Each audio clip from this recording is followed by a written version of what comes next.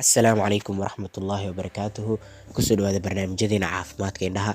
Maanta hadduu Ilaah yiraahdo waxaan ka hadli doonaa saddex wax oo qofka sigaarka caba indhihiisa ku dhacaan oo dhibaato weyn qofka kugu dhaca. Run ahaantii dadka sigaarka caba indhahooda dhibaatooyin badan ayaa lagu arkaa, laakiin saddex wax oo aad iyo aad caan u ah oo indhaha qofka sigaarka kaga sababay ayaa maanta idin sheegaya.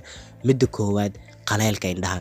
Run ahaantii qaleelka indhaha waa dadka sigaarka caba run ahaantii waxyaabaha ugu badan lagu arko waay, oo qofka mar walba waxyaabaha koosgareynaya waa qofka waxyaabaha qashinka oo maanta oo dhan oo oksijiintaas iyo wasaqdaas uu bixinayo, oo sigaarka qashinkiisa bixinayo meesha ugu dhow oo afka iyo sanka iyo indhaha aad iyo aad ay iskugu dhow yihiin. Soo marka qashinka oo bixinayo indhaha toos ay u galayaan oo indhaha way gaduudanayaan, qaleel ayay noqonayaan. Qofka waxyaabaha ugu badan dadka sigaarka caba waa indha qaleelkaas lagu arkaa, oo waxyaabaha ugu badan oo qaleelka indhaha sababa waxaa ku jiro dadka sigaarka cabo.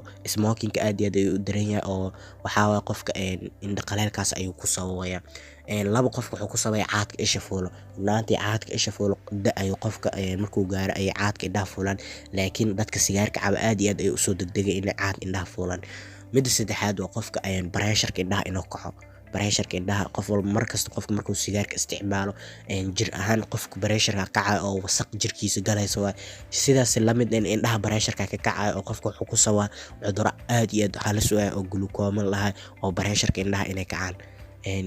Run ahaantii waa idinkaga mahadcelinayaa. Saddex wax ayaa sababaan dhahna dadka sigaarka cabo, saddex wax ayay indhahooda ku sababaan.